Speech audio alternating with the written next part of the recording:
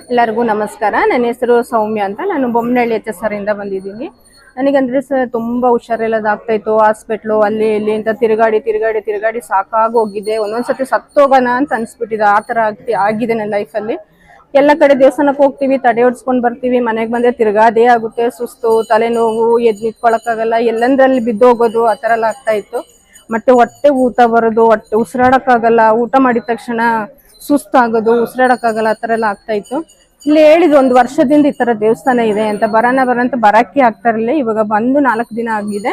ಇದು ಬಂದ ಮೇಲೆಯಿಂದ ಸ್ವಲ್ಪ ಇವಾಗ ಚೆನ್ನಾಗಿದ್ದೀವಿ, ಚೆನ್ನಾಗಿ ಉಸಿರಾಡೋಕ್ಕೂ ಆಗ್ತಾಯಿದೆ. ಇವಾಗ ಆ್ಯಕ್ಟಿವ್ ಆಗಿದ್ದೀವಿ.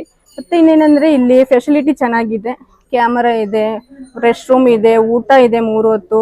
ಎಲ್ಲರೂ ಸೇಫ್ಟಿಯಾಗಿದ್ದೀವಿ.